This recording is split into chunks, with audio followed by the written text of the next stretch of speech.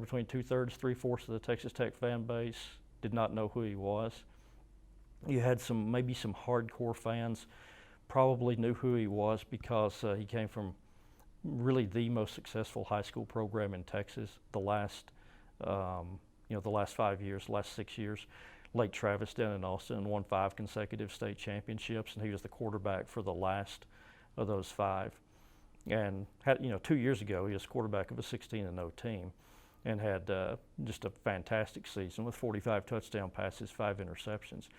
And so people who were hardcore high school football fans in Texas, of which there are many, they knew who Baker Mayfield was. But I think generally, again, just if you're, say, just a Texas Tech fan, there's a lot of folks who were kind of unfamiliar with him, where he was from, what he had done. Mayfield hails from Lake Travis High School in Austin, Texas, where he led the Cavaliers to a state title his junior year.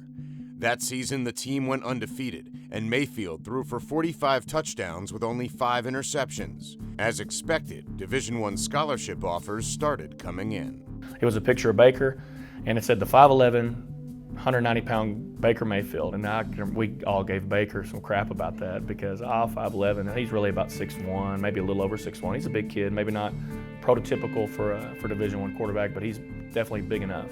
But from then on out, we did start getting some calls, and when the college guys would come through, they'd ask him to see how big his hands were. They'd ask him how tall is he really, coach, and things like that. Lake Travis struggled a bit during Mayfield's senior season, posting a 9-2 record.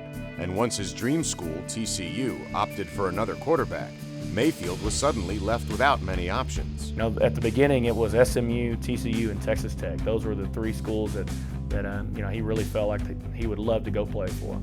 And when Tech offered Webb, TCU ended up, I thought, and I've got some great friends on the TCU staff, I thought they were going to offer him. They ended up calling and saying, hey, we're going to have to make the decision to go with this other kid. That was tough for Baker, and that was tough for us. I think he was holding out for some different offers. He had some offers early, and those filled up, and I think he was holding out, and it just didn't work out. But, he won state championships, had incredible stats, very talented young man, and sometimes those things happen in recruiting. We threw out the subject of if we didn't get the offer and threw it to Baker, if we didn't get the offer, let's think walk on. And that was not very well received. Mayfield chose to walk on at Texas Tech, where his former high school teammate Michael Brewer was the starting quarterback. He went up to Tech with the sole intention of visiting some friends and called and said, this is where I'm going to go. It wasn't on, he had applied to a lot of schools, and that wasn't one that he had applied to. So we just kind of backtracked and put the application in, and the rest is kind of going forward. That said, we were more focused on Michael having a good start than we were thinking about, well, Baker's could be the starter. It really wasn't thought. A few months later, Brewer injured his back, and Tech was left with 2 true freshman quarterbacks. They were both ready to go, both mentally and physically prepared for whoever's going to be the name starting quarterback. You see across the country the development of younger quarterbacks with the level of high school coaching, the 7-on-7s, the private QB tutoring they're getting here more ready to play than ever.